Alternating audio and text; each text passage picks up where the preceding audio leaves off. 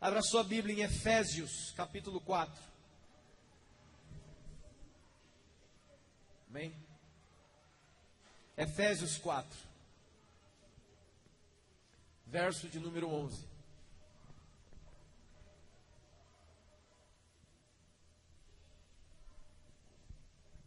Amém? Efésios 4, do 11, verso 11, ao verso de número 16. Abra sua Bíblia, abre o seu coração, Deus quer falar conosco, irmão. Aleluia. Carta do apóstolo Paulo aos Efésios, capítulo 4, verso 11, diz assim: Ele mesmo concedeu uns para apóstolos, outros para profetas, outros para evangelistas, outros para pastores e mestres, com vistas ao aperfeiçoamento dos santos, para o desempenho do seu serviço e para a edificação do corpo, até que todos cheguemos à unidade da fé e do pleno conhecimento do Filho de Deus, a perfeita varonilidade, a perfeita estatura da plenitude de Cristo, para que nós não sejamos mais como meninos agitados de um lado para o outro e levados ao redor por todo o vento de doutrina e pela artimanha dos homens que conduzem ao erro, mas, seguindo a verdade em amor, cresçamos em tudo naquele que é a cabeça, Cristo, de quem todo o corpo, bem ajustado e consolidado, pelo auxílio de toda junta, segundo a justa cooperação de cada parte, efetua o seu próprio aumento para a edificação de si mesmo em amor. Amém? Glória a Deus. Essa carta do apóstolo Paulo aos Efésios, nós poderíamos falar muito sobre Éfeso e o que estava envolvido ali, mas o apóstolo Paulo é bem claro. Ele começa no verso 11, dizendo que ele mesmo deu, ele mesmo concedeu à igreja. Ele mesmo quem? O apóstolo Paulo? Não. No verso 7 diz assim: a graça foi concedida a cada um de nós na proporção do dom de Cristo. Foi Ele que subiu às alturas e levou o cativo o cativeiro e deu dons aos homens. Amém?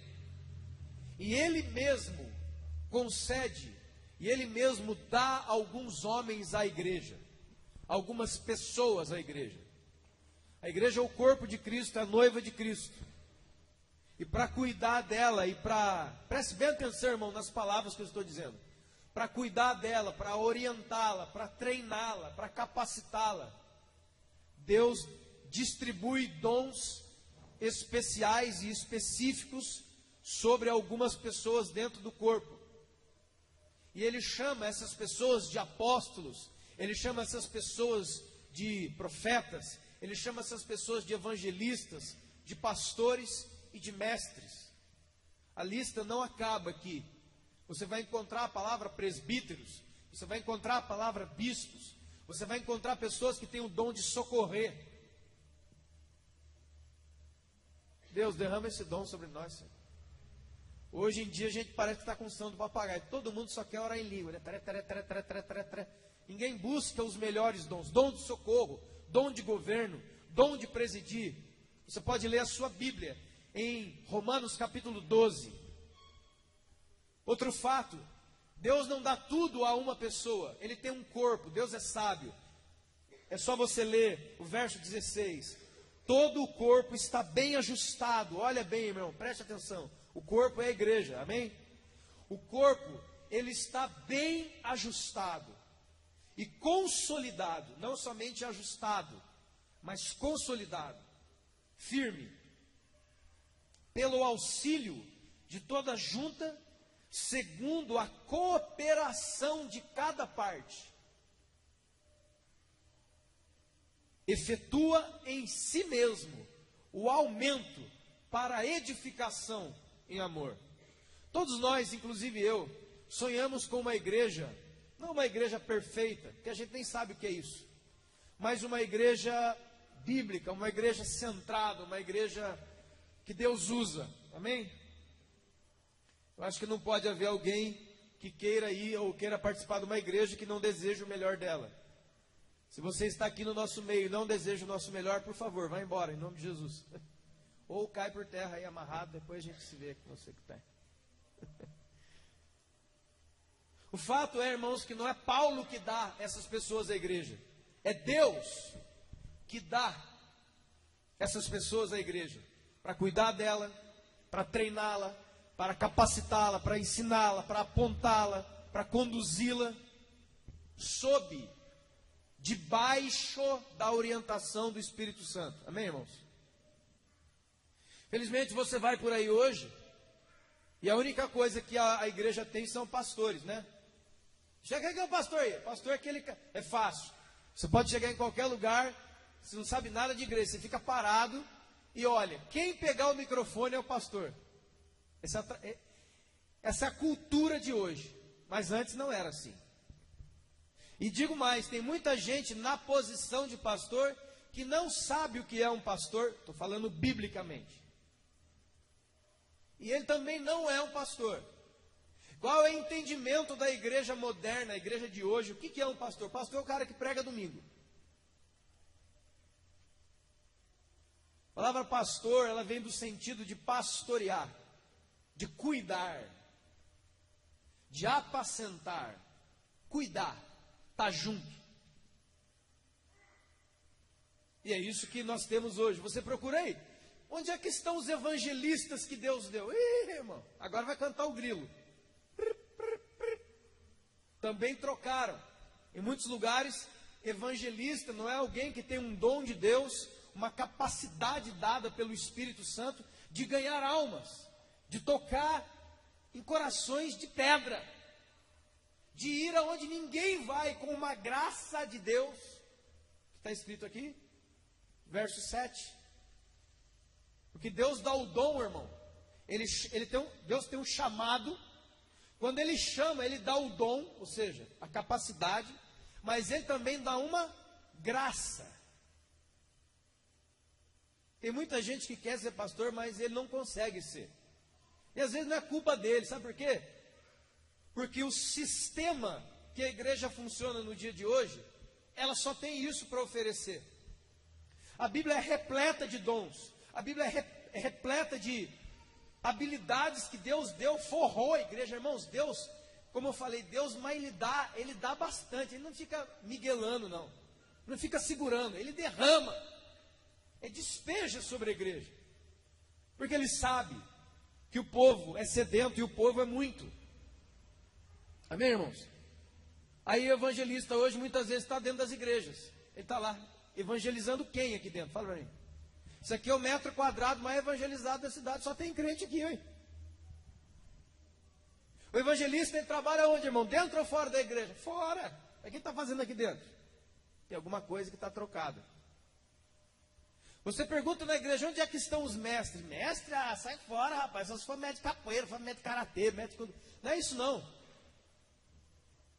Mestre é aquele que tem uma capacidade de Deus de revelar a escritura bíblica para você de uma forma tão violenta, que ele não está pregando para os seus ouvidos, ele prega diretamente para o seu espírito. O seu espírito absorve a palavra de Deus. Ele não é um ensinador de escola bíblica, ele não é um ensinador de vez em quando, vou dar uma palavra, não. Ele tem um dom de Deus, de transmitir a palavra de Deus de uma maneira sobrenatural. Todos os dons são sobrenaturais, amém? Cadê os mestres da igreja? Não tem. Inclusive na igreja de hoje, esses nomes são praticamente proibidos. Você pode chamar qualquer um de pastor. Quantos estão entendendo, irmão? Tem muitas pessoas que ficam até confundidas. Esse é pastor, outro pastor, qualquer coisa. Muitos irmãos falam assim, pastor, paz. Mas eu não sou pastor. Ah, mas eu pensei que você era. Por quê? Porque você foi falar lá na frente. Estão entendendo, irmãos? Hoje não pode se falar mais de profetas. Meu Deus, esse aqui então é pior. Porque qualquer pessoa debaixo da unção do Espírito Santo que aparecer numa igreja para trazer algo da parte de Deus, a turma corre com ele da igreja. Então bota ele para fora. Eu estou falar visão porque comeu 3 pratos feijoada à tarde. Ah, eu estou vendo um dragão ali. Não, cara, você não está vendo dragão, não. Você tem que parar de comer.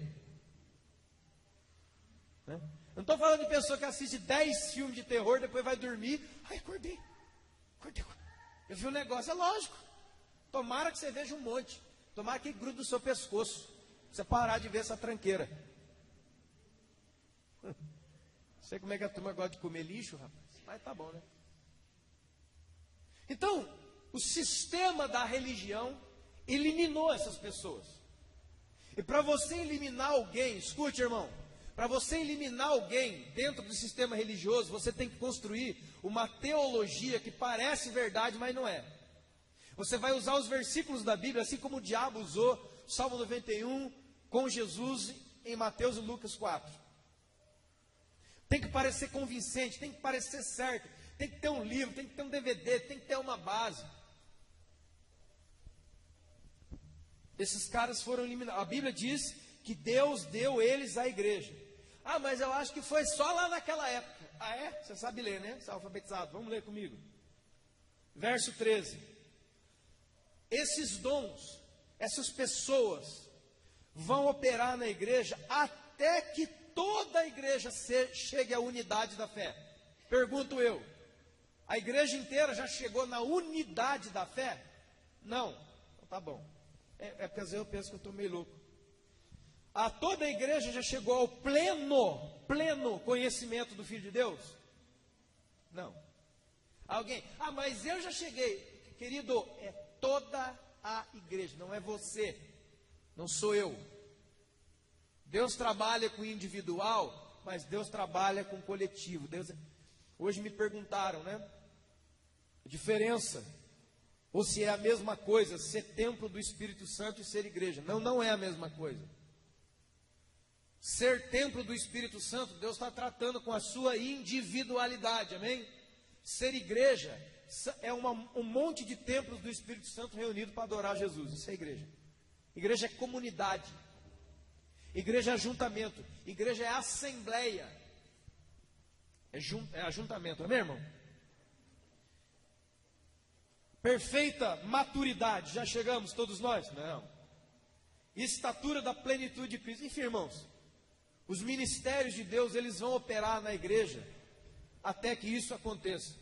Então, arrebatamento, cara. Quando acontece o arrebatamento, esses caras aqui param de funcionar. Sabe por quê? Porque vai se manifestar o supremo pastor, o apóstolo da nossa confissão, o evangelista dos evangelistas, o mestre dos mestres e o sumo pastor. Sabe quem que é ele? Jesus. Jesus demonstrou, escute, irmão, preste atenção na palavra. Jesus demonstrou em si mesmo os 5 ministérios. Porque a Bíblia é assim. A Bíblia é cheia de tipos bíblicos e tipos proféticos. O que é um tipo profético? É algo, por exemplo, que você vê no Antigo Testamento. Acabei de citar o tabernáculo. O tabernáculo no deserto. Em Hebreus diz que o tabernáculo que Moisés construiu no deserto, o tabernáculo físico, era uma alusão ao tabernáculo celestial. Aquele templo que Salomão construiu era uma alusão a você e eu, porque nós somos o templo. Aquilo que Ezequiel falou da água pura, de trocar o coração, Jesus veio e cumpriu em João 3, quando ele falou: você precisa nascer de novo da água e do Espírito, senão você não entra no reino. A Bíblia no Antigo Testamento tem muitas coisas e muitos acontecimentos e muitas pessoas que são consideradas tipos de Cristo. Colossenses 3 diz assim, que todas aquelas coisas da antiga aliança, as coisas da lei, elas eram sombras das coisas que viriam e seriam reveladas todas em Jesus Cristo. E Jesus veio, e foi tudo revelado nele, e foi tudo demonstrado. Aquilo que era ensinado foi demonstrado, aquilo que era ensinado foi visto por todos os homens. Amém, irmãos? Quantos estão entendendo? Amém. Mas não para aí, porque quando Jesus vem, ele também vem por causa de tantas profecias que havia sobre o seu nascimento. Mas quando Jesus nasce e inicia o seu ministério, ele também lança profecias para o futuro. Nós passamos o mês inteiro falando delas, amém?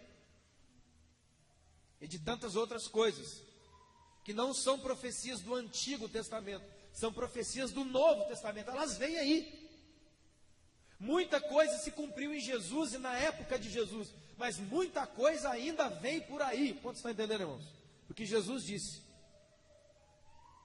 Então isso são tipos bíblicos. E a questão dos 5 ministérios, por exemplo, ou seja, 5 tipos ou 5 qualidades de pessoas a quem Deus chama, dá dons e dá graça, operaram na pessoa de Jesus, como uma questão profética, quando ele iria lançar os apóstolos, os mestres, os pastores, os evangelistas, os diáconos, e todo mundo. Jesus é todo mundo, tudo está nele. Você quer melhor diácono que Jesus? A palavra diácono vem, da palavra diaconia, que é serviço. Tem servo maior que Jesus? Agora, irmãos, por que eu estou dizendo isso? Isso aqui é introdução. Porque essas 2 semanas foram semanas, pelo menos para mim, muito perturbadoras. Eu acredito que você que tem um coração novo também. Está sendo difícil ver o cenário do Brasil de hoje. Quantos estão entendendo? Crise, desemprego aumentando, pessoas desesperadas por aí, fazendo coisas terríveis, crime, fome, miséria, educação é um lixo. Enfim, é um caos. Você está entendendo?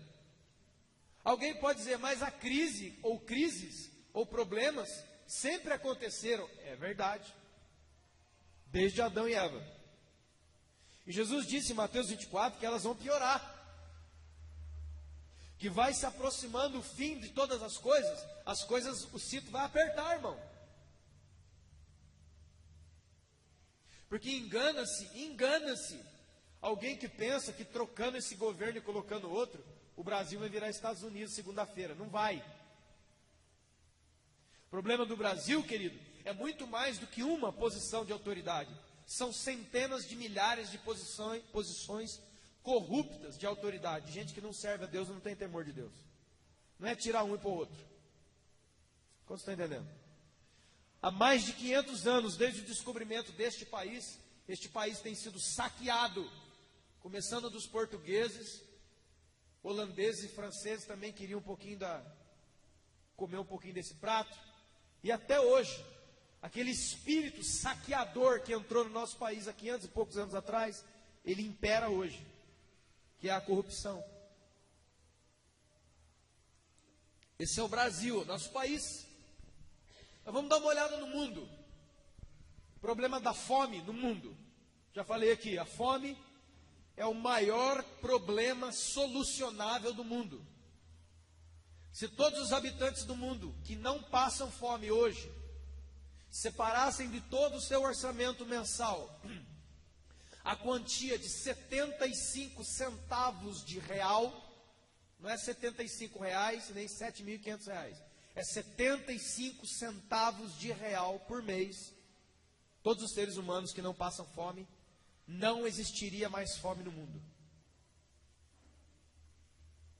Pessoas no Brasil passam fome, tem muita miséria no nosso país. E recentemente foram gastos bilhões para construir estádio para marmanjo jogar bola. Ah, Senhor, se eu fosse... Primeiro decreto do presidente. Primeiro, meu. Implodam todos os estádios de futebol, agora. Quem reclamar, manda encher o estádio primeiro e implode depois. Irmão, deleta isso aí, não é isso aí não, tá? Mas que dá vontade, dá. Bilhões foram gastos, enquanto a nação toda hora dizia, nós não temos dinheiro para educação, nós não temos dinheiro para a saúde, nós não temos dinheiro para nada, mas para fazer isso aí teve. Então você vê, irmãos, que é um caos, e que não é o Senhor Deus, Jesus, que está por trás disso aí. O sistema desse mundo está na mão de alguém chamado Satanás. A Bíblia diz, o mundo inteiro está morto, jaz no maligno. Você vê a questão da fome.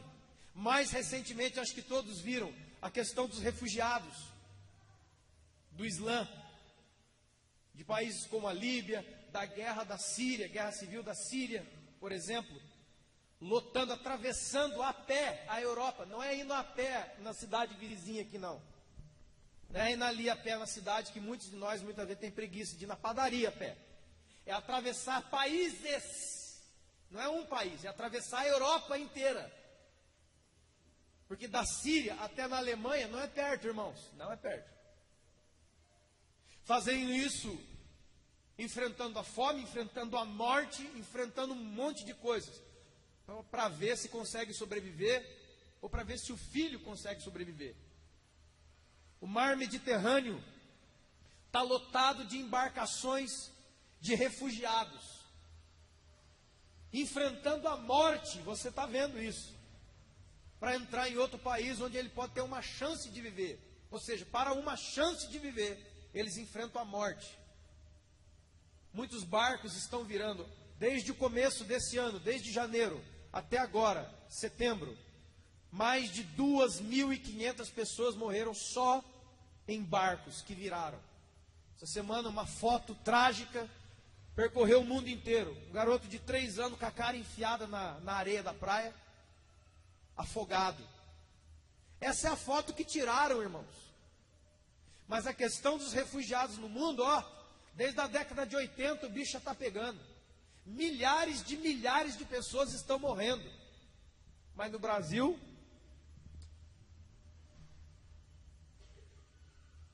o mundo está um caos. O mundo é um caos religioso, o mundo é um caos político, o mundo é um caos social. As pessoas querem, um caos social por quê? Porque quem tem, quer ter mais, e ele não reparte com quem não tem nada. Se eu puder ter 4 fazendas lotadas de boi, e alguém pedir comida para mim, um pedaço de terra, sai fora daqui, vagabundo. E a confusão e a falta de uma luz é tão grande, que aí começam muitas vezes a se levantar movimentos de justiça, querendo terra dos ricos, querendo tomar força. Aí tem morte, aí tem tudo. É um caos total. E a pergunta é, essa noite, aonde é e o que é que nós, a igreja de Jesus, estamos fazendo no meio de todo esse carnaval?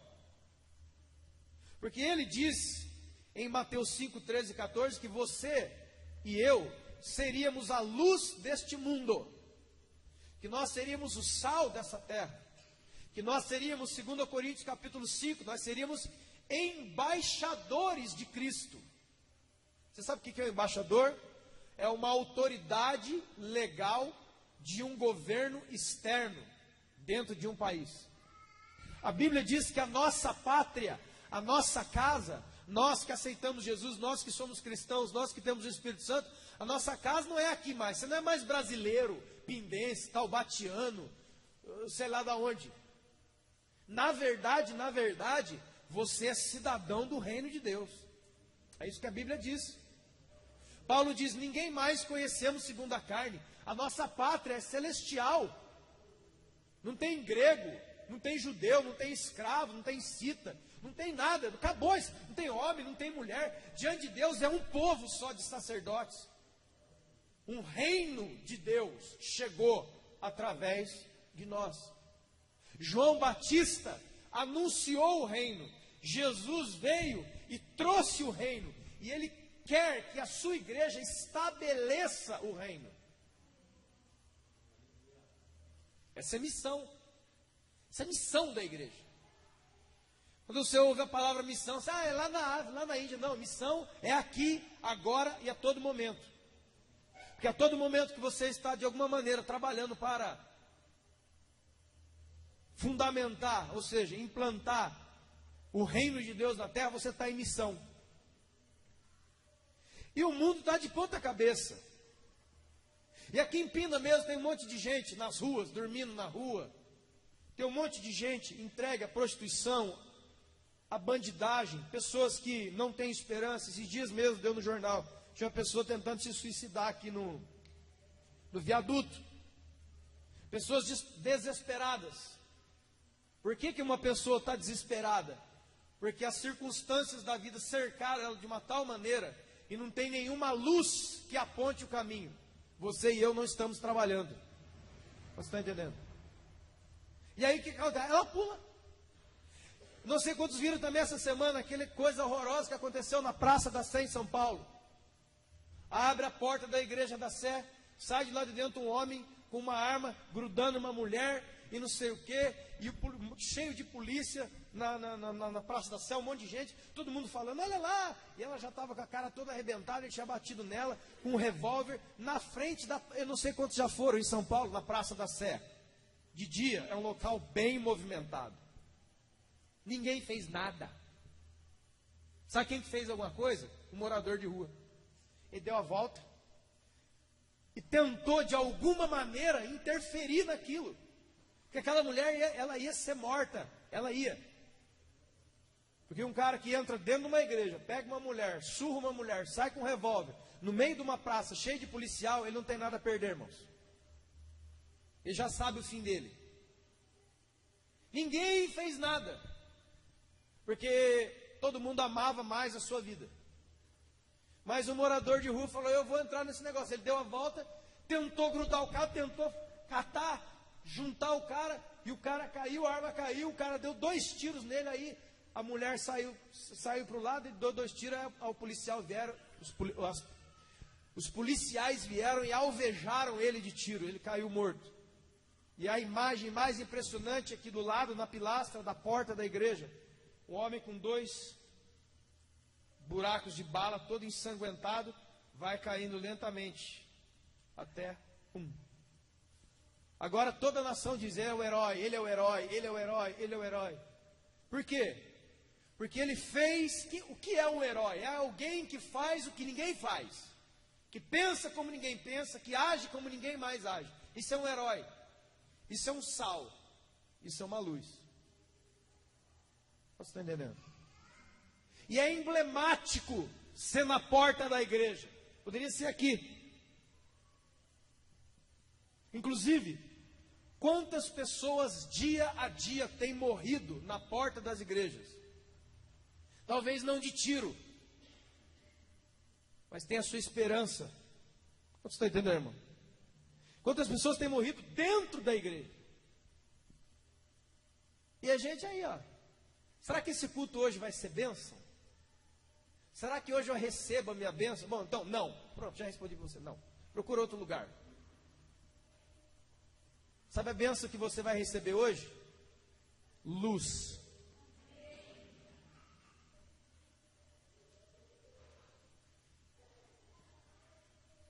E aí, irmão, diante de tudo isso, eu olho para um homem que se levantou num tempo de crise. Eu vejo um homem na Bíblia que é um dos mais incríveis tipos de Jesus no Antigo Testamento. É um dos tipos proféticos de Jesus e da igreja mais impressionantes do Antigo Testamento. Quero falar para você, em cima de tudo isso aqui, da vida de José. Abra sua Bíblia em Gênesis 37. Acho que a história de José é uma das histórias mais conhecidas nossa. Tem filme, tem desenho, tem novela, tem apostila, tem livro. Inclusive, irmão, quanto mais apostila e livro tem na igreja, menos o poder, né? Quem não tem poder tem que ter apostila. Quem não quer fazer mais nada tem que ler uma apostila, para descobrir mais uma coisa indescobrível. Nem sei se tem essa palavra. Inventei agora, me perdoa depois. Gênesis 37 até Gênesis 50 narra a história desse homem, José, filho de Jacó. Você conhece a história? Eu falei aqui que Jesus, a Bíblia chama Jesus de supremo pastor, de apóstolo da nossa confissão, de mestre, chama ele de profeta, e ele, não preciso nem dizer que evangelista que ele é. Os 5 ministérios estavam em Jesus, profeticamente anunciando para a igreja que viria, que ele mesmo, que levou cativo o cativeiro, daria dons, os dons que estavam nele aos homens, para que os homens continuassem a sua obra, está claro na Escritura. Mas muito antes de Jesus, antes da fundação do mundo, a Bíblia diz que Deus preparou tudo, todas as obras, para que nós andássemos nela. Deus preparou tudo de antemão para que nós andássemos nela. Não somos nós que fazemos a obra do Senhor. A obra do Senhor está pronta, é Ele que faz a obra dele. Ele chama você e honra você, e te convida a maior honra que um ser humano pode ter, que é trabalhar para Jesus. Mas e se eu não for? Se você não for, a pedra clama. Jesus falou: das pedras eu suscitarei filhos a Abraão. Não preciso de você. Deus não precisa de mim. Eu caio aqui hoje e volto ao pó. Deus levanta 100 pessoas muito melhores que eu amanhã. Quantos estão entendendo, irmãos? José, quero convidar você em nome de Jesus a ver os 5 ministérios em José. E como é que os 5 ministérios que estavam em Cristo, que estão na igreja, devem atuar em tempos de crise, ou seja, a vida inteira. Que ainda que melhore a nossa economia amanhã, os pobres sempre tendes convosco. Ainda que melhore o seu salário, ainda que seja restituído o seu emprego amanhã, e você fique bam, bam, bam, e compre o carro dos seus sonhos, os pobres sempre existirão. Sempre terão convosco. Grande pergunta que eu tinha no meu coração: Deus, por que existem pessoas pobres e miseráveis desse jeito? Encontrei a resposta, a melhor que eu consegui, no livro O Evangelho do Reino Entre Nós. Compre este livro, de Maurício Cunha. Ele diz assim: a existência dos pobres é um paradoxo, porque eu creio que Deus mantém os pobres e miseráveis na terra como uma mensagem direta ao nosso coração endurecido. Porque cada vez que nós cruzamos com cada um deles, Deus fala ao nosso coração. Fala ou não fala, irmão? A não ser que você está mortaço mesmo. Vem aqui para orar para você ressuscitar. Toda vez que você e eu passamos no centro da cidade ou qualquer outro lugar, e você vê uma pessoa na rua, toda esculhambada, Deus fala com você. Fala ou não fala, irmão? Lá no fundão. É isso, não vai fazer nada? Aí você responde assim: mas eu não tenho dinheiro. E a Bíblia, em Atos 3, responde de novo: mas eu não tenho prata e eu não tenho ouro, mas o que eu tenho eu te dou. Em nome de Jesus, levanta e anda. Em nome de Jesus, tire essa ideia que pobre quer dinheiro da sua cabeça. Porque é isso que tem que travar. A gente está vendo a pessoa ali, já vai querer meu dinheiro. Eu não tenho dinheiro para dar, ou seja, não vou parar para falar com ele. Seres humanos são mais do que uma boca. Vou cantar aqui aquela musiquinha. Se vocês escandalizarem, vocês escandalizam. Tem uma música antiga, não sei se é do Titã, não sei de quem que é. Diz assim, ó: a gente não quer só comida, a gente quer comida, diversão e arte. Ai, é coisa do diabo. Não, é verdade. As pessoas não precisam só de um prato de comida, elas precisam de amigos, elas precisam conversar, elas precisam de uma nova roupa, elas precisam de uma nova chance, elas precisam de uma oração, elas precisam de um ouvido para ouvi-las. Ah, eu não tenho dinheiro para dar. Quem falou que é dinheiro? Paulo e João já mataram essa lá atrás. quando aquele coxo na porta do templo estendeu a mão para eles, era Jesus, falou: vamos ver se esses caras são quem? Me dá um dinheiro aí, me dá alguma coisa. Não tenho prata e não tenho ouro, mas aquilo que eu tenho, eu te dou. Sabe por que nós não paramos para conversar com ninguém? Porque nós não temos dinheiro e nem Deus. Não é só a carteira que está vazia nesses dias, irmãos, é o nosso coração, é a nossa vida. Por isso que nós não paramos. Vou dar dinheiro? Não tenho. Vou falar o quê? Não sei o que eu tenho que falar. Vou orar o quê? Eu não sei orar. Você é o mendigo. Você é o pobre na calçada. Você não está vendo? Você podia sentar ali junto com ele, dar a mão. Quem sabe para um crente para orar para nós dois. Ai, não é não. É sim. Pobreza não fala só de dinheiro, irmão. Existem vários tipos de pobreza. E a espiritual é a pior delas. Vamos ver então os 5 ministérios em ação no Antigo Testamento, num tempo de crise na vida de um cara. Primeiro, Efésios 4:11. E Deus concedeu uns para apóstolos. Sabe o que significa a palavra apóstolo? Enviado. Alguém que é enviado para uma missão em algum lugar. Somente isso. Abra comigo a sua Bíblia em Gênesis 45. Gênesis 45.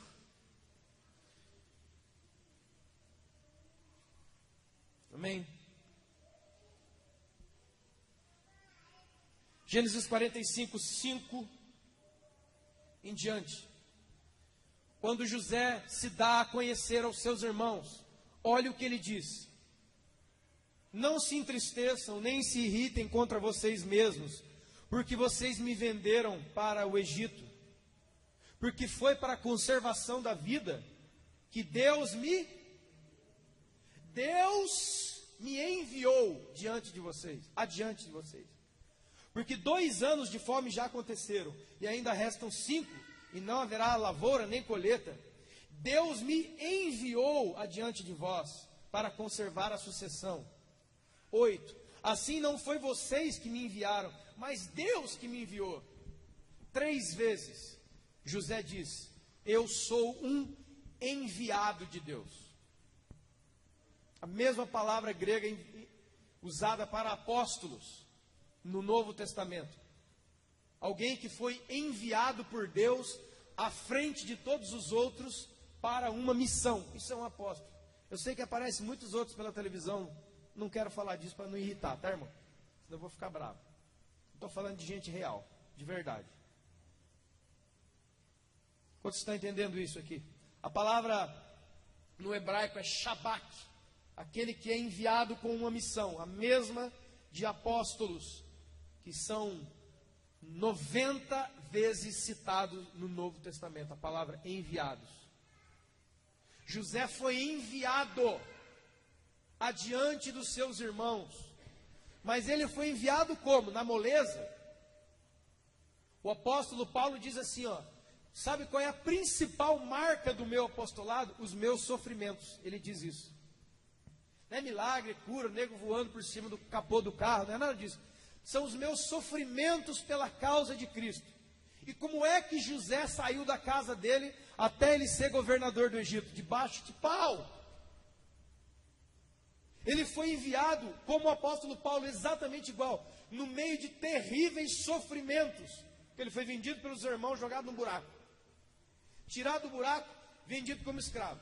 Vendido como escravo, foi para a casa de Potifar. Da casa de Potifar, foi para a cadeia. Da cadeia, ele foi para o governo de Israel. Foi da noite para o dia, não foi fácil. O caminhar foi em meio a sofrimentos. Mas por quê? E qual era a razão do envio e da demonstração do chamado apostólico na vida de José no meio da crise? Qual que foi? Qual que era a questão? Ele mesmo disse: Deus me enviou adiante de vocês, para que quando vocês chegassem, eu estivesse numa posição de autoridade. Ele era o governador de todo o Egito. Não havia maior autoridade do que José. Faraó disse: tudo está debaixo do seu comando. somente eu tenho mais autoridade que você. O resto. E também diz: eu fui enviado em posição de autoridade para vos dar proteção e para vos dar provisão. Porque quando os irmãos de José chegaram, eles receberam alimento, eles receberam direção, eles receberam proteção. E o que isso tem a ver conosco hoje? Todos os apóstolos que estão na igreja, todos aqueles que são enviados para uma missão de Jesus em algum lugar, eles têm que se comportar desse jeito aqui, ó. Não pode haver apóstolos que somem para os seus palácios. Não pode haver apóstolos que não são enviados na direção do sofrimento humano para ser uma resposta lá. Não, eles dão a volta e vão para Miami, vão para não sei aonde. Gravar vídeos lá. Olha aqui o que Deus pode fazer. Ele pode me dar uma viagem de avião sobre o Havaí. Desculpe. José estava no meio da maior crise da sua época. Qual era? 7 anos de fome total sobre a terra. Então Deus o envia adiante de todos para preparar o lugar e para ser ele uma resposta no meio da tribulação e não fora dela. E não mandando mensagens de Beverly Hills para a favela de Paraisópolis em São Paulo. E não mandando mensagens de Tóquio para a Síria, para os cristãos da Síria, para os cristãos do Iraque. Ele estava lá no meio. Você está entendendo? 2. Esse é o apóstolo José. Agora eu quero falar do profeta José, porque Deus deu uns para apóstolos e outros para profetas. E que profeta era José? Profetaço. Você se lembra, não lembra? Tudo começa com um sonho profético. O que é um sonho profético? Não é isso que a turma, sonhei hoje que tinha uma borboleta no meu quintal. O que é isso? Não sei, a borboleta que está lá. Eu sonhei que veio um gato e lambeu a minha perna. O que é isso? Você para de comer doce.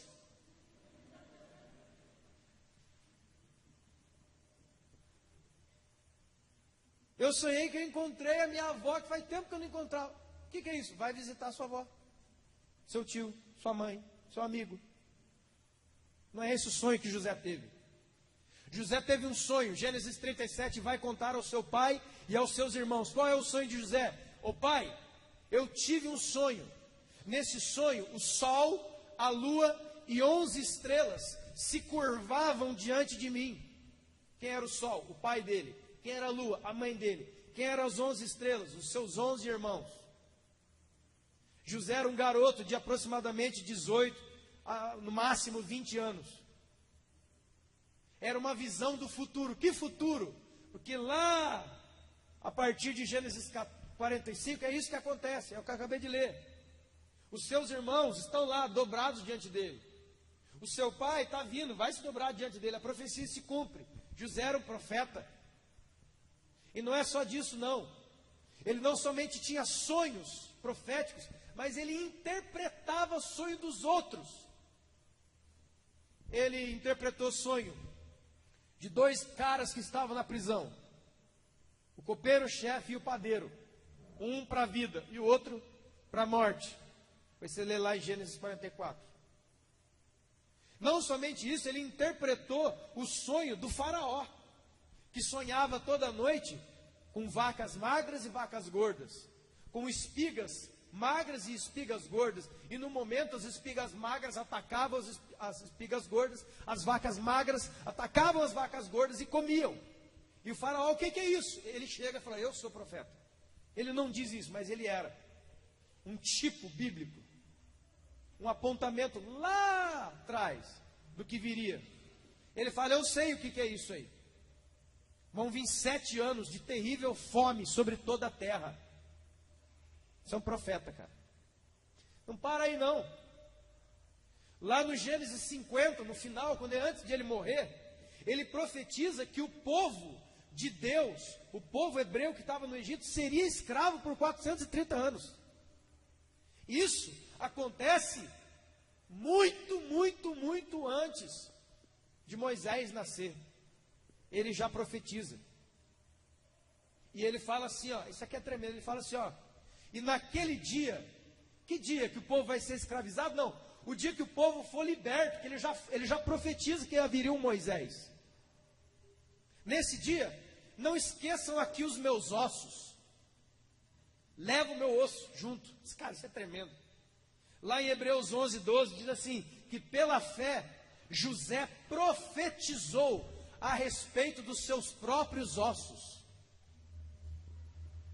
que deveriam ser levados embora. Isso é um profeta. Ele era um apóstolo. Ele foi um apóstolo no meio da crise. E ele foi um profeta no meio da crise. E como é que verdadeiros profetas devem se comportar no meio da crise? Revelando o número de RG, revelando placa de carro, fazendo campainhas engraçadinhas, enquanto o couro está comendo na nação e no mundo. Não é isso que os profetas do Antigo Testamento fizeram. Os profetas do Antigo Testamento profetizavam em meio a situações do povo de Israel terríveis. Alguns deles morreram. Jezabel, quando se levantou, a primeira coisa que ela faz é o quê? Vamos matar os profetas do Senhor. Ela sai matando todo mundo.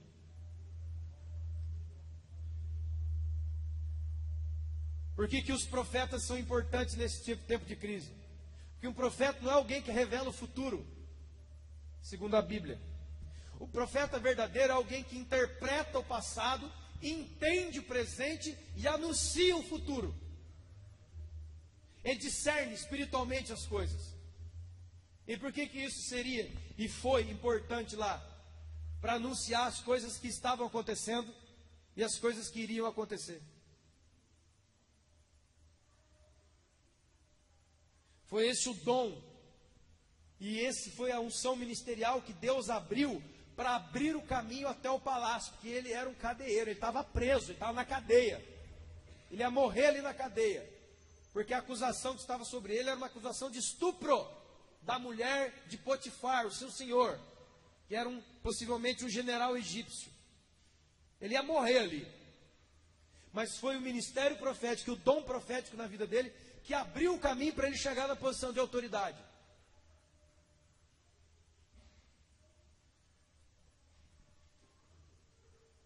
Ele vai dizer aquilo que aconteceu, que está acontecendo e o que vai acontecer. E vai dizer o tempo, vai dizer a duração das coisas. Esses são verdadeiros profetas, irmão. Gente que entende o que está acontecendo à sua volta. É um bando de adivinhador de coisa. Hoje nós, pela manhã, falamos isso. Livro do profeta Isaías, capítulo 6. No ano da morte do rei Uzias, eu vi o Senhor assentado sobre o alto sublime trono, as abas das suas vestes enchiam toda a terra, serafins estavam em volta do seu trono, eles tinham 6 asas, pegavam fogo, com 2 asas voavam, com 2 cobriam os pés, com 2 cobriam os olhos e cantavam uns para os outros. Enquanto você e eu podemos cantar a Deus, os serafins cantam uns para os outros. Enquanto os serafins estavam de olhos tapados, o profeta diz, eu vi o Senhor. Os serafins não viam. Pelo novo e vivo caminho, e debaixo do sangue de Jesus, Hebreus capítulo 10, nós temos acesso ao Santo dos Santos. Está entendendo? E de repente veio um anjo, veio um serafim com uma tenaz. Tenaz é como um alicate grande, um alicate grandão. Ele pegou uma brasa do altar de Deus e foi na minha direção. Isso é que ele fez? Ele está com tição, ele pegou uma brasa do altar de Deus. Brasa do altar de Deus não é brasa de churrasqueira. Quer que você fica banando com o resto da panela da mãe. Ela fica, você vai dobrar, você vai quebrar a tampa. Não, mãe, é só um pouquinho, não. A brasa do altar de Deus, irmão, é fogo, fogo, fogo. Ela pegou e tacou na boca do profeta, olha só. Ele falou assim, ai meu filho, toma, te dou essa brasa. Aí você fica, ai com a brasa, que bonito, não. Tacou na boca do cara. queimou, cara. Ele fala assim, sabe o que fez isso? Porque eu sou um homem de impuros lábios. Ele viu a ele mesmo. E habito no meio de um povo de impuros lábios. Profeta que é profeta, vê o Senhor. Profeta que é profeta, tem noção de si mesmo e do que está à sua volta. O resto é adivinho. O evangelista José. O evangelista. Gênesis 39. Na casa de Potifar. Gênesis 41, 38. Na casa de Faraó, no palácio de Faraó. Sabe o que é dito lá? Que tanto Potifar percebeu pela vida, pelo caráter e pelas obras de José. O que ele percebeu? Que Deus era com ele. Isso é evangelista. Pessoas olhando para a sua vida e vendo, não é ouvindo o seu fala, não. É vendo que Deus é na sua vida, é vendo que você é diferente de todos os outros, e é vendo que aquilo que você põe a mão vai para frente, que Deus é contigo. É evangelista. Ele está anunciando na casa de Potifar que existe um Deus que é maior que o Deus dos egípcios. Porque até então todos os outros que trabalharam na casa de Potifar, mas esse garoto que eu comprei lá no mercado de escravos, ele é diferente de todos. O caráter dele é aprovado, as obras dele são excelentes. Eu vejo Deus na vida dele. Pode ler o texto. Na casa de Faraó, a mesma coisa. Faraó diz assim: por acaso há em todo o Egito homem como José, que tenha o Espírito de Deus dentro dele? É um evangelista. E como é que um evangelista é importante em tempos de crise? Ah, irmão, apontando um caminho para fora dela. Um caminho, escute, irmão, o caminho para fora da crise não é alguém evangelizar você e prometer para você um monte de riqueza na segunda-feira, não.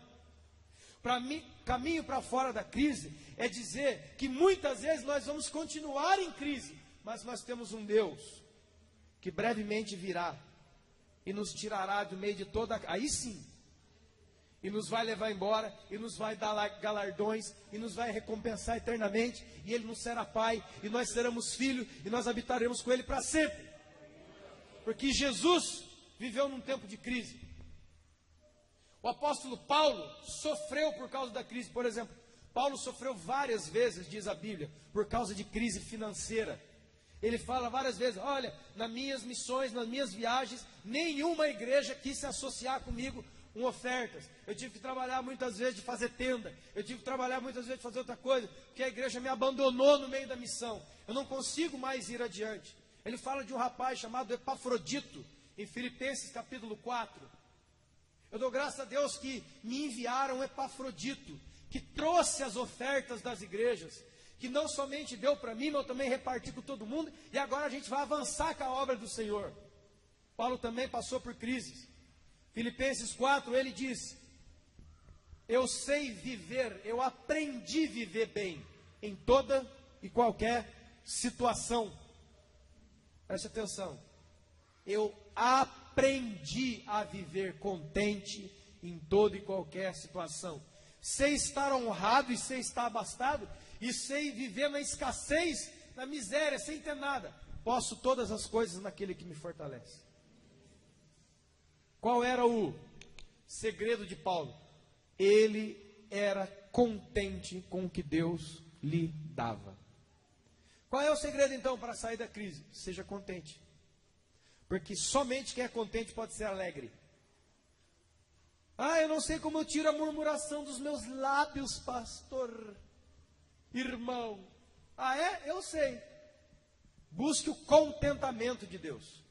Paulo diz em Timóteo capítulo 6, grande fonte de lucro. Ah, você quer ter lucro? Você quer ter lucro? Beleza, não é pecado. Mas grande fonte de lucro é a piedade com o contentamento. Estejamos então contentes com tudo que temos.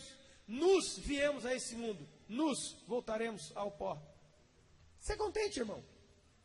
O contentamento é o caminho da alegria. O contentamento é o caminho de uma vida sem murmuração. Se você está descontente com o que Deus te dá, sua boca é só murmuração. Só vai sair disso. Só vai sair dela isso. Vocês estão entendendo, irmãos? Ele era um evangelista. Sabe o que a Bíblia chama? Quando ele está trabalhando na casa de Potifar, diz que José era um homem formoso. Já me lembrei de uma das passagens do apontamento evangelístico missionário mais tremendos que tem na Bíblia. Romanos, capítulo 10. Quão formosos são os pés daqueles que anunciam o Evangelho. E a Bíblia diz que José era um homem formoso. Não era só o pé que era formoso, ele era formoso inteiro. Ele era um evangelista. Ele mostrava a Deus onde ele estava. E em tempos de crise, o que mais precisa é mostrar a Deus. E foi isso que ele fez. Quero falar agora do pastor José. Essa aqui é doída. Pastor é aquele que cuida, aquele que trata. Ele era governador no Egito. Uma outra, os seus irmãos apareceram todos lá para comprar comida, enviados pelo seu pai Jacó. O pai falou, vai lá comprar comida, que tem comida lá. Eles descem. Mas não descem todos, descem 10. De número 11 fica lá Benjamim, seu irmão.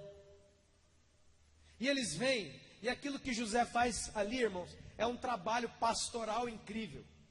Porque ele começa a cuidar espiritualmente dos desastres de caráter que eram seus irmãos. Afinal, seus irmãos o venderam. E irmão que vende irmão é mau caráter. Entendeu, irmão? Olha para o irmão que está do seu lado e fala assim, não me vende não, hein?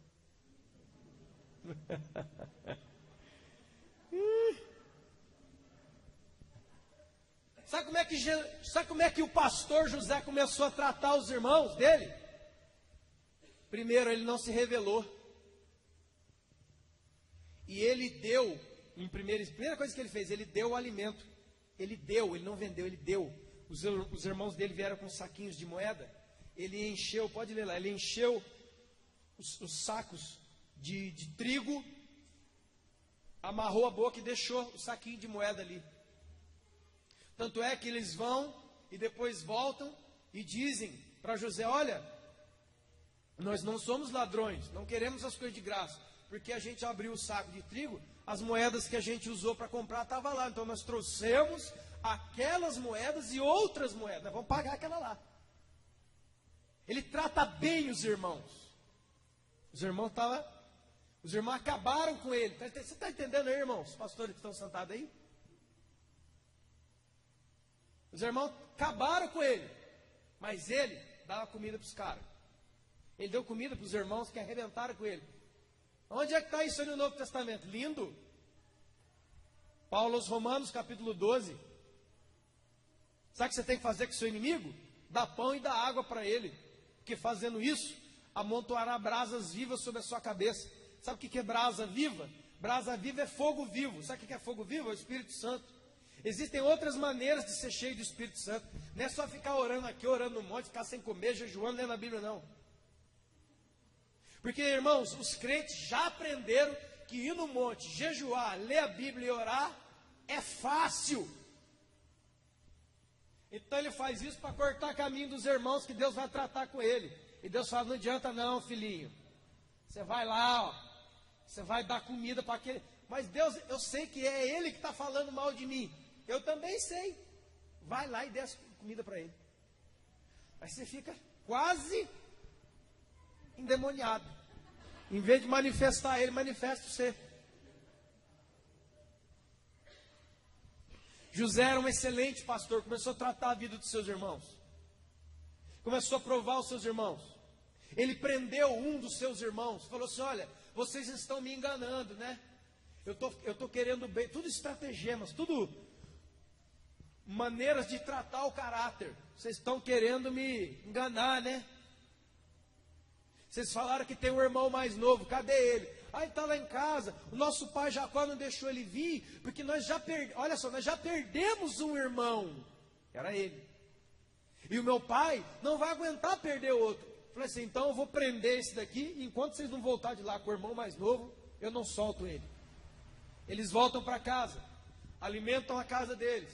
E Jacó, o pai, fala, cadê o outro? Ah, está preso lá. Só vai soltar se a gente for com o mais novo, Benjamim. Não vai. E aí a fome aperta e falou, então vai. Vai lá comprar e leva o irmão mais novo.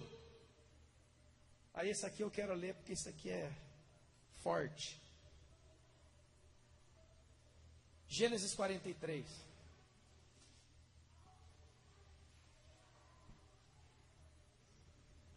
Verso 29. Levantando José os olhos, viu Benjamim, o seu irmão, filho da sua mãe, e disse, é este o seu irmão mais novo de quem vocês me falaram?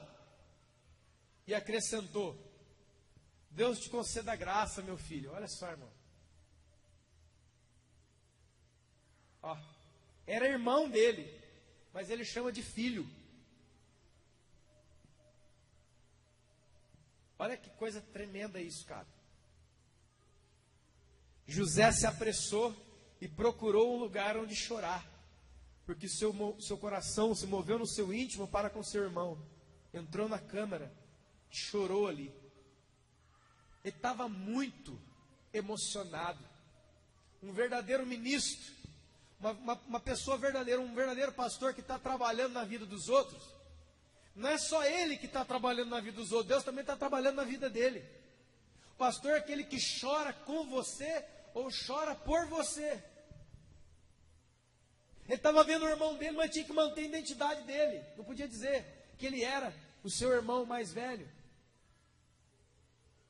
E aí ele começa a trabalhar de novo, indo mais fundo. Coloca uma taça de prata no meio de um saco de cereal. Manda os soldados atrás. Os soldados falam, vocês roubaram o faraó. Ele fala, não, não te roubamos, meu senhor. Roubaram sim, abra aí. Era tudo armação dele. Vamos prender Benjamim agora. Vamos prender todo mundo.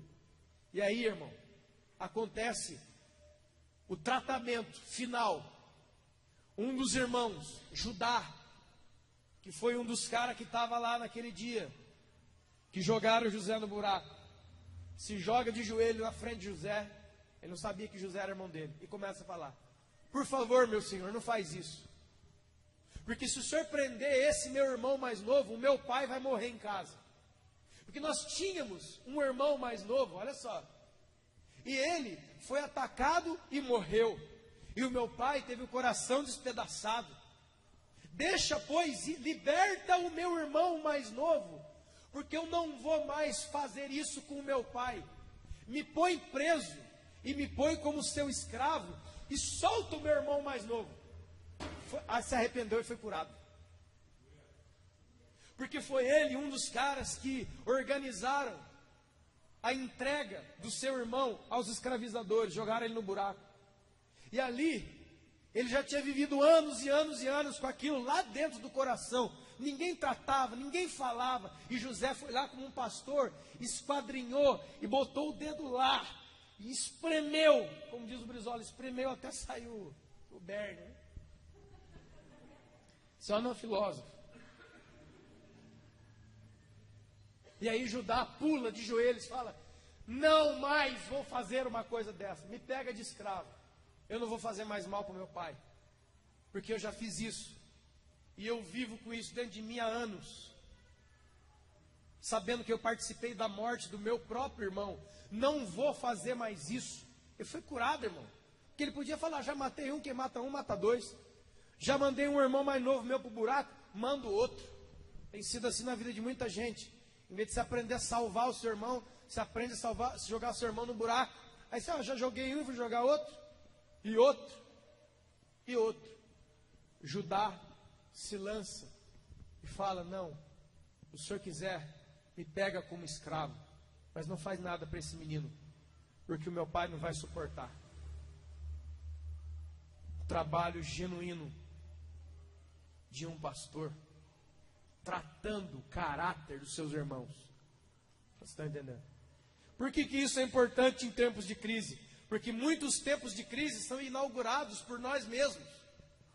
Somos nós que plantamos a semente. Somos nós que plantamos vento e depois colhemos tempestade. Muitas crises que existem são crises que nós começamos. A crise do Brasil, isso aí está sendo plantado há muitos anos. Isso não é uma coisa, caiu, tropecei, não. Isso aí é plantio de corrupção e de maldades e de desmandos políticos, econômicos, fiscais, sociais, que está gerando tudo isso. O mundo planta vento e o mundo vai colher tempestade. Gálatas 6 diz: aquilo que o homem plantar certamente colherá. Certamente. Pastores são importantes em tempos de crise para mostrar às pessoas que o construtor das crises pode ser ela. Pode ser ela o culpado por tudo que está acontecendo, mas ela não vê. Ela acha que tudo conspira contra ela. Não tem nada a ver com isso. Mas não é verdade. Quero falar agora sobre o mestre José. O último. Gênesis 41. Verso 37.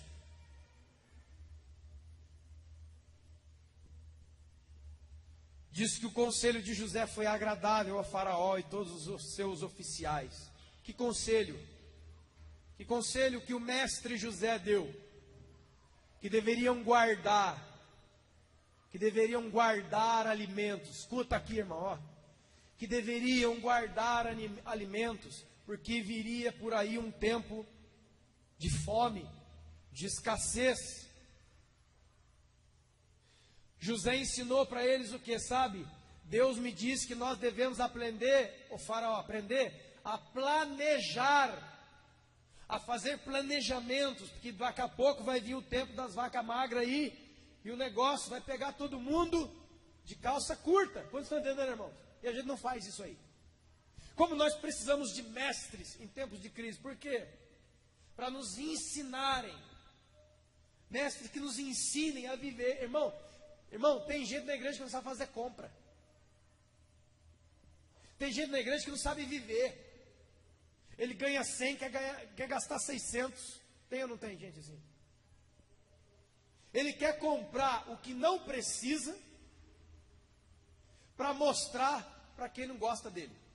Ou seja, desculpa, é um perfeito idiota, perdido, é uma pessoa perdida. Ele quer comprar o que ele não precisa para agradar quem não gosta dele. Hoje nós vivemos numa crise espiritual tão grande, que os cristãos não vivem mais, muitas vezes, baseados em valores espirituais. Ninguém mais, muitas vezes, poucas pessoas muitas vezes querem vir à igreja demonstrar dons de misericórdia, amor, unidade, paciência e coisas assim. Traços cristãos. Não, eu quero vir mostrar minha roupa nova, meu cabelo novo, meu carro novo. Eu quero que as pessoas me olhem. Muitas pessoas que estão talvez aqui hoje nessa plateia não se vestem como devem, se vestem para que outros o olhem.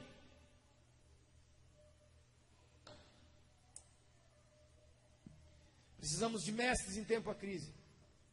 José deu um conselho de sabedoria.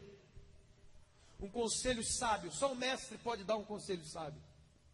Mestre, irmão, é muito mais do que um ensinador. Ele tem um dom de Deus para penetrar no coração da pessoa e fazer com que aquela pessoa compreenda. Você está entendendo? O mestre é aquele que ensina, ele tem o poder de ensinar a si mesmo. Mestre não é alguém que ensina o outro só. É aquele que ensina a si mesmo. Porque ensinar os outros é muito fácil. Eu quero ver você colocar você mesmo na sua rédea.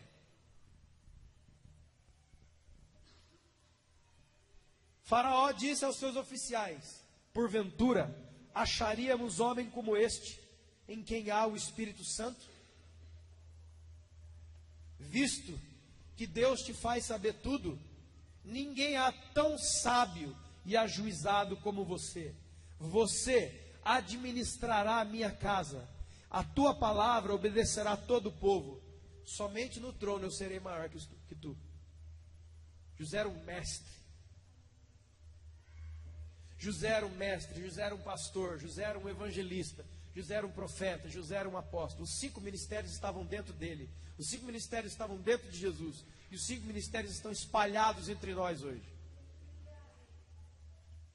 Havia uma crise na época de José, havia uma crise na época de Jesus, e há uma crise hoje, econômica, social, uma crise de conhecimento, uma crise de identidade, uma crise espiritual como nunca. Aonde estão os mestres desse tempo? Onde estão os pastores desse tempo que vão se levantar para cuidar das mazelas do coração do povo? Os mestres que vão se levantar para ensinar o povo. Os profetas que vão se levantar para discernir os tempos, a duração dos tempos e os caminhos do dia da manhã. Os apóstolos enviados em meio a sofrimentos para garantir que quando o povo chega, ele já está tudo preparado. E eu encerro agora com essa parte que Deus me deu no fim dessa tarde. José continua ensinando poderosamente sobre os 5 ministérios. Vamos encerrar Gênesis 50, o último capítulo de Gênesis.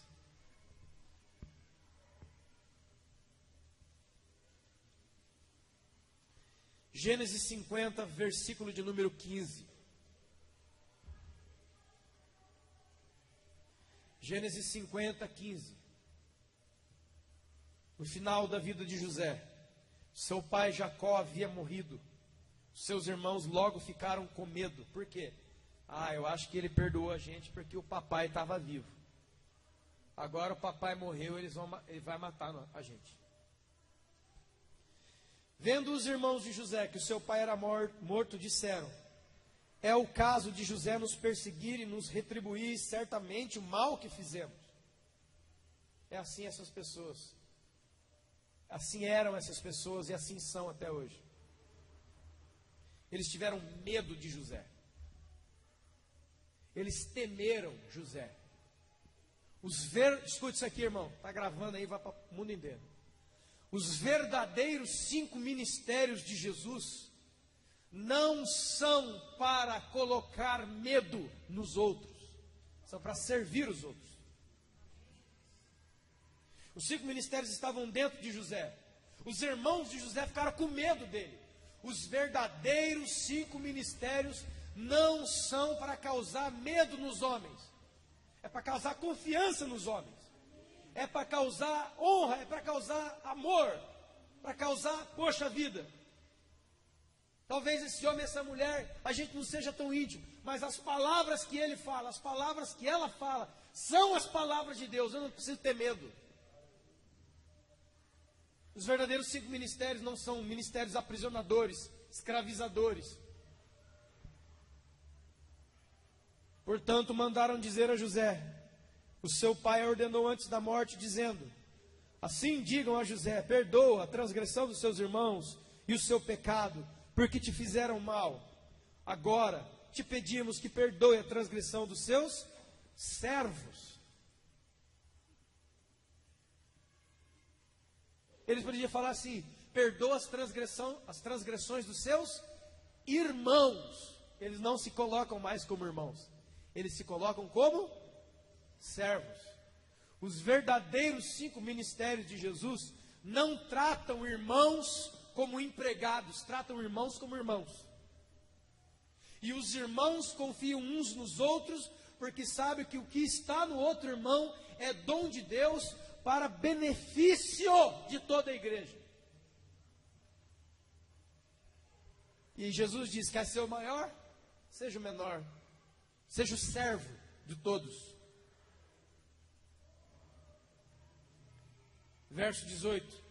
Depois vieram os seus irmãos e se prostraram diante dele e disseram: nós estamos aqui como seus servos. Mas José respondeu: não temam, por acaso eu estou no lugar de Deus? Os verdadeiros 5 ministérios não ocupam posição de Deus dentro da igreja. Eles são servos de Deus, em benefício do povo. Eles não são semideuses. Não precisa estender tapete, não precisa eu pisar em cima das pessoas, não precisa tocar tambores e clarinetas quando eu entrar, não precisa carregar minha mala, não precisa abrir a porta para mim, não precisa fazer essas coisas, não precisa ficar com coisas como se eu fosse um Deus. Eu não sou. E aqueles que verdadeiramente são ministros de Deus, a única coisa que ele não quer é ser tratado como se ele fosse um tipo de Deus, perfeito, inalcançável, inquestionável, intocável, que nunca erra. Todo mundo sabe que eu errei, mas chega lá, não, eu não errei não. Quem está errado é a igreja inteira, porque eu sempre acerto, porque eu sou pastor. José falou, eu não estou no lugar de Deus. Por acaso eu estou no lugar de Deus? Não. Vocês verdadeiramente intentaram o mal contra mim, mas Deus transformou em bem, para fazer como vocês veem agora, que muita gente se conserve com vida. A verdade, a razão e a missão dos 5 ministérios que estavam em José, que estavam em Jesus e estão na igreja, é para que muitas pessoas sejam salvas. Salva de tudo. E uma das palavras, existem 2 palavras no grego para salvação. Uma é soter ou soterion, salvar ou salvação. E a outra é sozo. Sabe o que é a palavra sozo no grego? Salvar, material e espiritualmente. Salvar. Você chega numa comunidade pobre, onde as pessoas não comem há uma semana, o que é salvação para ele? Um prato de comida, cara. Você chega a uma comunidade onde ninguém sabe ler e escrever, e você quer evangelizar lá e as pessoas não sabem ler a Bíblia. O que seriam as boas novas do Evangelho nesse lugar? Um professor de português, uma pessoa que nos ensine, que nos alfabetize. José, ele não era um falador da sua época. José não era um sonhador da sua época, ele era uma resposta na sua época. Jesus foi, Paulo foi, os profetas foram. E você? Se coloque de pé. Ministério de Música, por favor. E você e eu? Que resposta você é? Para quem você tem sido? Diante de vários tipos de crises que existem. Crise existencial, tem gente em profundo grau de depressão. Tem gente que não quer mais sair de casa. Tem gente em crise emocional. Tem gente em crise financeira. A igreja ensina a gastar o dinheiro. A igreja precisa ensinar tudo que pode ser ensinado. E não somente ensinar, a igreja tem que estar lá. A igreja tem que ser uma resposta às coisas que têm acontecido. Você viu o negócio lá da Síria? Sabe por que Deus colocou isso? Da Turquia, daquele jovem, daquele menino de 3 anos que eu já falei. Sabe por que Deus permite aquilo lá? Em todos os jornais, revistas, internet. Deixa rodar. Sabe por que Deus permite que o mundo inteiro veja aquela coisa bárbara? Enquanto você olha para o seu filho dormindo numa cama, num travesseirinho, tranquilo. Deus põe na televisão, na internet, na sua cara e diz para você, poderia ter sido o seu filho. Quem sabe se fosse o seu filho, você choraria. Quem sabe se fosse o seu filho, você faria alguma coisa.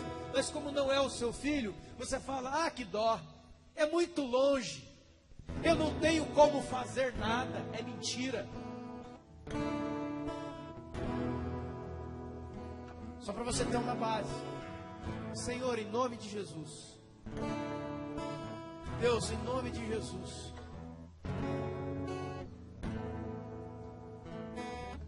que seja, que nós, que a Petra, Deus, que a Igreja em Vida seja uma resposta nesses tempos. Entrou em contato comigo uma das organizações de missão do Brasil, chamada Mais. Mais. E eles me mandaram formulários, fichas de entrevista. Sabe para quê, irmão? Você sabe para quê? Para que a igreja possa adotar famílias de refugiados. Essa aqui, ó. Você. Ah, eu vou botar gente dentro da minha casa? Não. Sabe o que é o programa? Eles tiram essas famílias que vocês estão vendo morrer afogada. Eles tiram de lá essas crianças que você está vendo morrer na praia. Essas mulheres que vão e acabam se tornando prostitutas, caem na mão de traficantes de órgãos. Você está pensando que esse negócio é só atravessar de um país para o outro? Não é não, irmão. Existe tráfico de crianças do Brasil lá, para se transformarem em prostitutas, para se transformarem em escravos sexuais. Crianças que são adotadas aqui, que são raptadas aqui no norte e nordeste, para serem abertas, vivas em outros países, para vender um órgão, um rim, um pâncreas, um fígado, um ricaço milionário que está podre por dentro. E aí a gente vem orar na igreja: Senhor, cadê minha calói no fim do ano? Oh Deus, resolva a minha vida. Aí Deus, o que você quer que eu resolva? Eu quero mais dinheiro. Eu sou um gastador, imbecil, um louco, que gasto tudo que o Senhor me dá para viver com bobeira. E depois vem aqui: Deus, o Senhor tem obrigação de me dar mais dinheiro. Isso aí não é na Bíblia não, irmão. E qualquer sacerdote que está nas igrejas dizendo isso é um mentiroso e um filho do diabo. Ah, mas ele está na igreja, não importa. O Senhor vem e vai julgar essa cambada que está mentindo nas igrejas. Sabe o que eu ando ouvindo nas televisões e dos maiores famosos do Brasil? Que Deus vai fazer a igreja passar pela crise. É lógico que vai. Mas de que lado? Pelo meio da crise ou por fora? Com o rosto virado para as mazelas do ser humano, olhando e indo na direção dele, como o nosso Senhor fez. Porque Jesus é o maior apóstolo de todos, é o maior missionário, ele é o maior tudo, porque ele estava lá no céu. A Bíblia diz em troca, Hebreus 12, em troca da alegria que estava proposta a ele, ele não fez caso da vergonha e desceu aqui para salvar você e eu. Ah, mas eu não sou miserável, irmão. Você não tem ideia das suas e das minhas misérias. Se Jesus não tivesse vindo, ninguém se salvaria. Nenhum. Porque não há um justo. Nenhum sequer, nenhum. Nem Davi, Daniel, nem ninguém. E se alguém pode dizer na igreja: ah, mas eu não sigo a homens. Ótimo, siga Jesus. Você piorou as coisas para você agora. Lindo. Você segue Jesus? Ótimo, eu também. Vamos todo mundo. Ele deu a vida pelos seus irmãos. Lascou. A mais entrou em contato comigo, falou assim: olha, será que a igreja em Pindamonhangaba, será que a Petra pode tirar uma família da guerra civil da Síria e trazer para o Brasil e cuidar deles e falar de Jesus para eles? E aí, ó, todos os meus irmãos, pastor de megas igrejas que estão vendo na internet, é contigo mesmo, cara. Porque Deus não me chamou para ser popular e ter muitos amigos. Eu sei quem eu sou, cara. Ah, você está se gabando, não, irmão. Eu sou consumido por dentro, cara. Sabe qual é? Sabe o que nós precisamos fazer? Dar um braço, pastor, dar um rim, arrancar a cabeça, um braço, dar um dos meus filhos como escravo? Não. Nós precisamos juntar todo mundo e alugar uma casa. Quanto é o aluguel de uma casa hoje? 700, 500 reais. Até R$1.000. Eu moro numa big de uma casa. Pago 900 reais.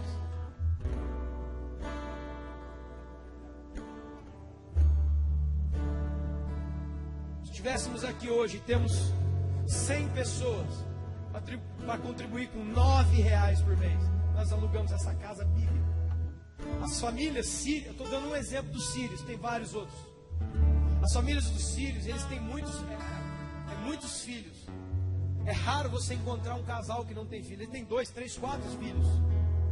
Eles estão lá debaixo da Al-Qaeda, do Boko Haram. Eles estão lá debaixo dos extremistas islâmicos que estão matando todo mundo. Você tem visto? E é tão grande o terror naqueles lugares que eles fogem de barco, de barquinho, e não sabem se vão ser encontrados por alguém no mar Mediterrâneo. Passam 2 ou 3 semanas sem tomar um copo d'água, sem comer um prato de arroz e feijão, esperando, orando a um Deus que eles não sabem nem o nome, para que envie um barco e salve eles.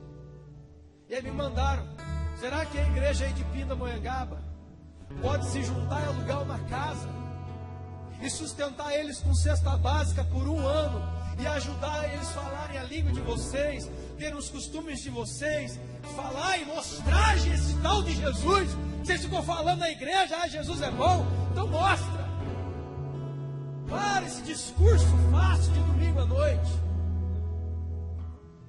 José tinha os 5 ministérios dentro dele. Jesus tinha os 5 ministérios dentro dele. E nunca Jesus e nem José entraram em crise e nem em conflito interno.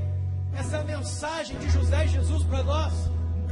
Ontem os dons estavam dentro de Jesus e dentro de José. Hoje os dons estão separados, mas nós não usamos eles de comum acordo. O pastor quer ser maior que o mestre. O evangelista tem inveja do diácono que quer ser apóstolo, que tem raiva do profeta. Deus não é Deus de confusão. É uma operação do diabo. Ele trava a igreja. E me mandaram, irmãos. Eu pergunto para vocês: o que nós vamos fazer com isso? Vamos acabar o culto, que daqui a pouco nós vamos comer com alguém em algum lugar. E é fácil, amanhã tem comunhão, churrasco, aleluia. Tomara que Deus estrague e arrebente com o nosso churrasco. Que Deus, olha, irmãos, vai chegar dias que essa comunhão não vai ter uma folha de alface para comer. Vai ser uma comunhão que a igreja se junta para orar e jejuar e chorar. É essa igreja que Deus quer ver, uma igreja de gordo. Que come, e ainda fica olhando no prato do outro. E ainda tem gente que é tão miserável e tão mesquinha, que sai de um churrasco com um almoço abençoado, reclamando que o Márcio comeu 3 pedaços de carne e eu comi 2. Miserável. Que Deus pegue você e chacoalhe você. Mas a Síria, a Líbia, aqueles países todos estão gritando: quem há de nos salvar? Quem há de falar para nós desse Messias? Quem vai mostrar para nós isso? Quem nos vai tirar deste inferno? Quem vai tirar os nossos filhos mortos da praia? Quem que vai?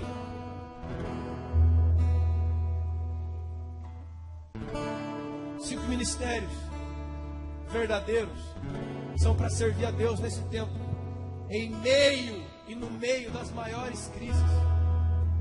A igreja verdadeira não tem carro importado, colar de ouro, relógio Rolex, passando num carro importado de vidro blindado do lado de uma favela onde as pessoas estão se matando por causa de drogas, prostituição, e crianças estão ali no meio do barro tomando banho.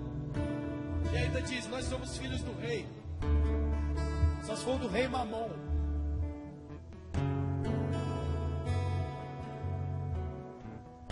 Feche seus olhos. Acende as luzes. Eu ouço do céu o som da tua voz. A quem enviarei? Quem há de ir por nós?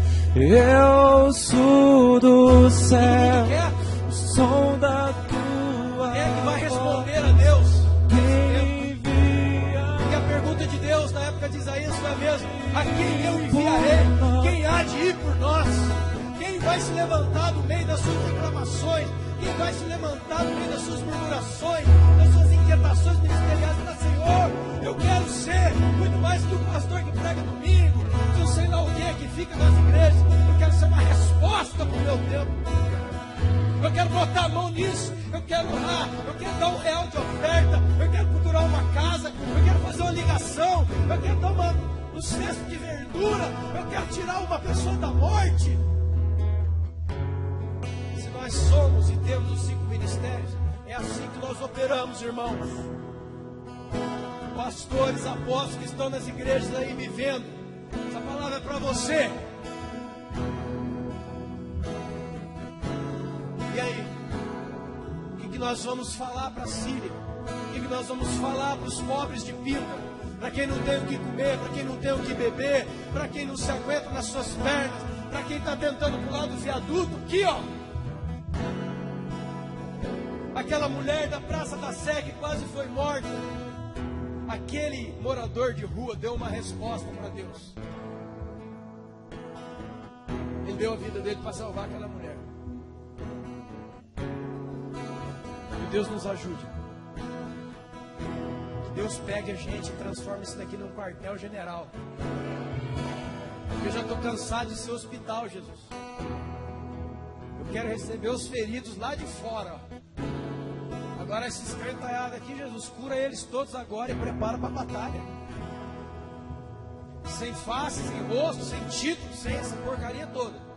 Mas como uma posição verdadeira, como um apóstolo, profeta, evangelista, pastor e mestre. Em nome de Jesus.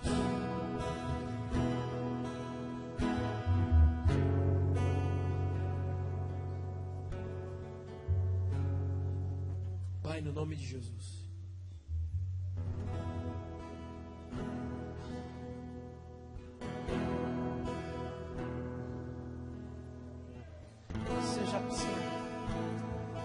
Eu acho que talvez a grande maioria das pessoas que estão aqui sequer, jamais pensou em algo assim. Em trazer um estrangeiro para a nossa cidade. E ele vai olhar para você, eu não sei qual que é o nome do seu Deus, mas ele deve ser o verdadeiro, porque ninguém faz mais aquilo que você faz. Ninguém pensa como você pensa, ninguém age como você age. Homens dos quais o mundo não era digno. Errantes pelos santos da terra e pelos desertos. Se você é um profeta, levante-se. Se você é um pastor, levante-se. Se você é um apóstolo, levante-se. Se você é um mestre, levante-se, levante-se, levante-se. O tempo de chorar acabou. E ainda que você ainda mesmo, que você tenha inquietações e problemas na sua própria vida, a Bíblia diz assim: aqueles que semeiam com lágrimas voltarão trazendo os seus feixes, os seus molhos, os seus frutos com muita alegria. Ah, pastor, mas eu estou com problema. Vai chorando mesmo. Vamos marchar chorando mesmo, irmão. Porque enquanto a gente anda, Deus vai curando a gente. Dê um aplauso ao Senhor.